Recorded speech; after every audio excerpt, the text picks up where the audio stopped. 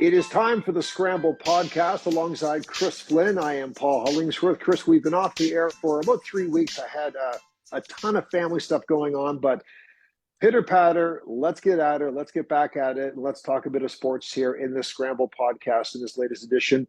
NFL football, it's the off season, but Aaron Rodgers keeping us very interested. He's no longer a Green Bay Packer. He now is a New York Jet. Your thoughts on the move are what? Rodgers goes to New York City. My first thought was crazy. 15 years ago, Brett Favre got traded to the Jets, and here we are, Aaron Rodgers getting traded to the Jets. Very similar careers too. You know, one Super Bowl, 3 or 4 MVPs each, and here it is, Rodgers going to the Jets. So pretty exciting for some of my buddies, like my buddy Eric Roy, big Jets fan. So the Jets fans are excited. I wouldn't say I hear some people saying, they're going to go to the Super Bowl, but I wouldn't go that far. You still have the Chiefs and the Bengals and the Bills, even in their own division. The Bills, the Patriots, I think will be better this year, and then Miami, who were a playoff team last year. So let's not get too excited, but I'm excited for the Jets and the Jets fans. I'm very excited to see how Rodgers is going to do. I think he needed a fresh start. I think the last few years with Green Bay, even though he did well in the regular season, not last year, but the 2 previous seasons, and even was MVP of the league, I think it seemed like it was time for him to, get a fresh start. And I'm excited to see how he does and how the Jets do. From a personality standpoint, I think he showed us a bit of a dark side these last couple of years. He turned into a bit of a character at times. The talent is undeniable. He's going to a team that has talent. The Jets are pretty deep. One could say they've had a quarterback issue for the past 10 or 12 years that he fixes right away. So do you see him dropping into a team that is built for Aaron Rodgers, or do you see this team making adjustments this offseason to build a team around Aaron Rodgers? I would say it's kind of like Tom Brady going to Tampa Bay in his first year. A great defense, a really good running game. It was the perfect fit for Brady. And this is kind of the same thing for Rodgers. A great defense, a playoff caliber defense, a really good running game. They added a couple new receivers, or one good new receiver too. So I don't think they're going to add too many pieces. And I think this is one of the reasons Rodgers did go to New York, because he knows it's a good fit for any quarterback. So I think, it looks promising for him and the Jets. Yeah, I'm inclined to agree with that. And before we pivot to hockey, I'll just say this. I'm a big believer in the lightning in a bottle theory. Aaron Rodgers, over 3 or 4 years, might turn into not the great story we think it is. He just feels like a guy who might have a bit of a shelf life. Aaron Rodgers for 1 year, healthy, with something to prove in the Big Apple. I just have a feeling this is heading in a very exciting direction. Now, speaking of exciting directions, Maple Leafs fans are excited as we do this podcast. We are one night away from Game 5. The Leafs are up 3-1 on Tampa Bay in their series. As a backdrop to that, Toronto has not been to the second round since 2004. They've had 3-1 series leads over the past couple of years. They led Montreal 2 years ago, 3-1. This one feels a little different. I'm not sure the Leafs, and I'm not being hard on the Leafs when I say this. I haven't liked their game defensively. I think Samsonov has locked it down late in the games, has been soft earlier in the games. I think you could say Tampa Bay may have outplayed them for the most part 3 or 4 games, but Vasilevsky's letting in some questionable goals. Tampa Bay is bending and breaking at critical times in the series, and the Leafs are up 3-1. Do you agree with me that this feels like the year they get to the second round? It feels like it. They probably felt like it last year when they were up 3-2. So I think the Leafs fans they're holding their breath. They're hopeful. I saw, what was the stat the other night? They were 1-17, their record when leading in a playoff series over the past 20 years. That's a crazy stat. So the Leafs fans, I don't think, are getting too excited. But the way they came back the other night, that was the biggest difference. It looked like they had lost. I think they were down 4-1 with 10 minutes left in the third period. That's for sure a game they would lose every time. But the way they came back, their big guns actually led the way. So the way they came back and won that game in overtime, it feels pretty good. I will say this, and who's going to bet against Tampa Bay two-time Stanley Cup champs. They've been to the finals the last 3 years in a row. Like, that's a dynasty that Toronto's trying to eliminate, but they're close. I feel like they have the right attitude, and it should be a very interesting and exciting game tomorrow night. Yeah, I agree. And by the time some people see what I'm about to say, the series may be over by this point. So I could be wrong in real time. I will say this as a caveat. Tampa Bay probably does not deserve to be down 3-1. Therefore, I have a hard time rationally thinking that they're going to lose 4 games in a row in this series, and rationally thinking Vasilevsky will lose to Samsonov 4 times in a row. That's my sports guy gut reaction. I'll believe that when I see that. But to add to this, and feel free to offer your opinion, if the Leafs, based on this history you just shared with us, if the Leafs do not win game 5 and it's going back to Tampa for game 6, look out. That's when it gets interesting, because if I'm a Leafs fan, I don't want to show Tampa Bay any daylight, because if it goes to 6, my feeling is it probably goes to 7. Absolutely.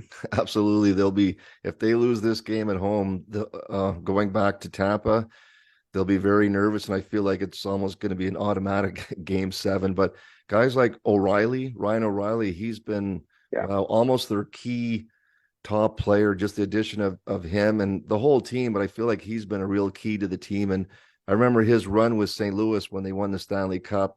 I think he won the Conn Smythe for them. So I think he's been a great addition. So just a player like him could help change that mindset. And I'm not necessarily a big Leafs fan, but I don't want to see them lose again in the first round. I'm really rooting for them to win this series. Well, I would agree with that. I just find the world is a more interesting place when Montreal or Toronto are in the playoffs. If the Leafs go, Montreal didn't make it this year, and if the Leafs go early in the first round, admittedly, I'll still watch a lot of hockey, but I'm just a little bit less engaged once one of those two big teams or both of those two big teams are not in the playoffs. One last point on the Leafs, and I'll get your take on this.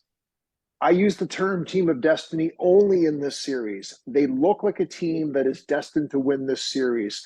The puck is on the right on the goal line. Matthew Nyes swipes it away at the last second, avoids a goal. They get an early whistle from the referee on a goal that probably should have been a goal and would have avoided overtime. They find a way to score 3 goals, one of them through traffic from the blue line. And Morgan Riley shot from the blue line, finds a way to find the back of the net in overtime. All those little things seem to be breaking their way, and none of those things are breaking the way for Tampa Bay. Are you a believer in those moments where these little teams of destiny moments sort of happen? And I believe in this series, the hockey gods are showing us that the Leafs appear to be a team of destiny that is destined to at least win the series based on all those breaks breaking their way. Yes. You hear any championship team talk, they say, you need to be healthy, and you need the ball or the puck to bounce your way too. You need a little bit of luck too to win, and all those things you're mentioning. Like you said, Tampa doesn't deserve to be down 3-1, but the luck's been kind of on Toronto's side for the most of it, and sometimes that's what you need. I feel like Toronto didn't have that luck last year. They could have won game 6. Remember, in Tampa Bay last year, they had a little bit of bad luck in that game, ended up losing that game. So maybe the puck gods are with Toronto this year. Maybe this is going to be their year to at least get past the first round. Absolutely. And it also speaks to the fact that managing Leafs expectations going to the second round apparently is a big thing. The Florida Panthers went to the second round last year and nobody cares. I believe the Carolina Hurricanes made it through 2 rounds last year and it's already forgotten. Montreal goes to the Stanley Cup final 2 years ago. Nobody's talking about that. Mm-hmm. But the Leafs playoff futility has been what it is, that going to the second round is actually going to be considered a big achievement, which is kind of a funny sidebar to this. Let's hop, skip, and jump through some of the Canadian playoff cities. I'll just briefly mention Winnipeg. Josh Morrissey is out. Scheifele is out. Rick Bowness and the Winnipeg Jets down 3-1 to Vegas. I feel bad about that. I believe the Jets are built for the playoffs, but when you lose your best forward or your second best forward, depending how you want to rank them, and your best defenseman who's going to be a Norris Trophy finalist, you can't win with those losses. So tough luck for the Jets. Tough luck for Rick Bowness. I truly hope they find a way to come back, but I think the cards are stacked against them. Further out west, Edmonton versus Los Angeles. The Oilers found a way in Game 4 to come back and win that game in overtime. That was pivotal. Chris, I don't care if you're an Oilers fan or not. They are fun to watch. McDavid is obviously the best player in the world. Leon Draisaitl, as a playoff performer, he is epically entertaining to watch. He is clutch in every moment.